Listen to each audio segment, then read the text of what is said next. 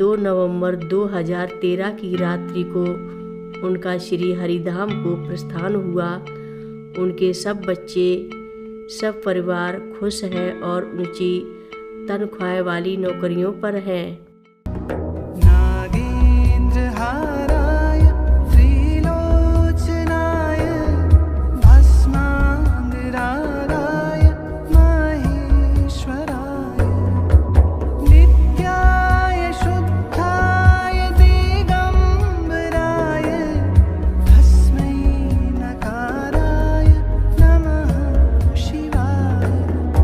रक्षा सूत्र चैनल पर सभी भक्तों का स्वागत है।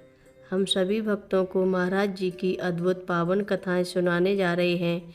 कृपया सभी भक्त ध्यान से सुनें। आसनसोल के श्री रमेश चंद्र जोशी जी। मेरे फूफा श्री रमेश चंद्र जोशी जी पश्चिमी बंगाल में आसनसोल की एक एल्युमिनियम की फैक्ट्री में बड़े ऑफिसर थे।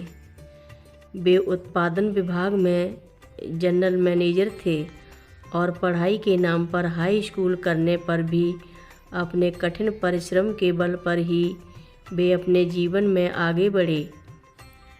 उनके 4 बच्चे थे और फैक्ट्री के बड़े साहब होने की वजह से अपने को काफ़ी सुरक्षित समझते थे। जैसे जैसे वर्ष बीतते गए फैक्ट्री नुकसान में चलने लगी और नौबत ये आ गई कि निकट भविष्य में ही वो बंद की जाने वाली थी। हम लोगों के बीच एक अच्छा दोस्ताना जैसा था और जब मैं जमशेदपुर में काम कर रहा था तो रेलगाड़ी से 3 घंटे की यात्रा का समय होने के कारण मैं अक्सर उनसे मिलने चला जाता था। हमें एक दूसरे का साथ अच्छा लगता था। इस कारण जब मैं दिल्ली चला आया तब भी हमारे संबंध एक दूसरे के साथ बने रहे। जब उन्हें ये दिखाई दे गया कि फैक्ट्री वास्तव में बंद होने वाली है तब वो चिंतित हुए और दूसरी नौकरी की तलाश में जुटे, क्योंकि उनके पास शैक्षणिक योग्यता की कमी थी। लोगों ने उन्हें बहुत कम तनख्वाह की नौकरियां देने की बात कही। इस सब से वो बहुत हताश होने लगे। उनके पास अब एक ही आशा थी कि किसी एल्युमिनियम की फैक्ट्री में उन्हें नौकरी मिले और लोग उनकी शिक्षा पर ध्यान न देकर उसके पिछले अनुभव के आधार पर उनके साथ न्याय करें। पर साफ बात तो ये थी कि आज की युवा पीढ़ी को पैसे की सृष्टि से अधिक शैक्षणिक योग्यता प्राप्त है, तो इसलिए चुना उन्हीं को जाएगा। मैं उनको धैर्य बंधाना और दिलासा देना चाहता था, परंतु उन दिनों में खुद ही बहुत टूटा हुआ और हताश था।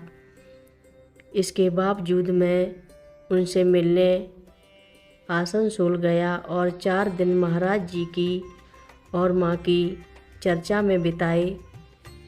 मैंने उनसे कहा कि बाबा जी से प्रार्थना करके आप अब भी नौकरी पा सकते हैं। एक बार विगत में बाबा जी माँ लोगों के साथ कोलकाता जाते वक्त आसनसोल से होकर जा रहे थे। तब मेरी बुआ और फूफा जी बाबा जी के लिए घर से भोजन बनाकर उन्हें रेलवे स्टेशन पर देने के लिए गए थे और वहाँ पर उन्हें उनके दर्शन भी हुए थे। मैंने अपने फूफा से कहा उस शुभ अवसर का वास्ता देकर बाबा जी से प्रार्थना कर देना कि वे उन्हें इस दिक्कत से उबार दें। मेरे फूफा को इसके बारे में संदेह था, पर मुझे वचन दिया कि मैं प्रार्थना करने की कोशिश करूँगा।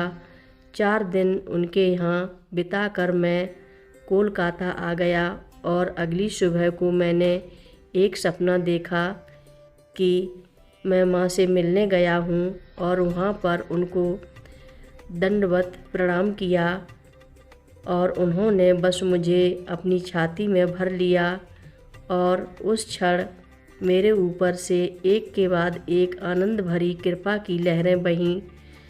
जागने पर मैंने पाया कि मैं रो रहा था, पर मन ही मन में बहुत ही प्रफुल्लित था। उसी दिन सुबह मैंने अपने फूफा को इस सपने के बारे में चिट्ठी लिखी और विश्वास दिलाया कि शीघ्र ही उनको अच्छी नौकरी मिल जाएगी। उनको तब अपनी पसंद की नई नौकरी मिल भी गई। जिस फैक्ट्री में उन्हें नौकरी मिली, वहाँ से वे सुपरिंटेंडेंट के पद पर पहुंचकर रिटायर हुए और यहाँ तक कि उनकी नौकरी और 5 साल के लिए बढ़ाई भी गई।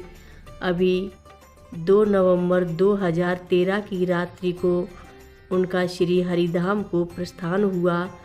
उनके सब बच्चे, सब परिवार खुश है और ऊंची तनख्वाह वाली नौकरियों पर हैं। हर रोज़ महाराज जी की कथाएं सुनने के लिए रक्षा सूत्र चैनल को अवश्य सब्सक्राइब करें, शेयर करें और लाइक करें। घंटी बजाना ना भूलें। कमेंट बॉक्स में लिख भेजें, जय नीव करोरी बाबा जी महाराज। बोलो नीव करोरी बाबा जी महाराज की जय बोलो। महाराज जी की कथाएं अंग्रेजी में सुनने के लिए रक्षा सूत्र इंग्लिश को अवश्य सब्सक्राइब करें। लिंक डिस्क्रिप्शन में उपलब्ध है।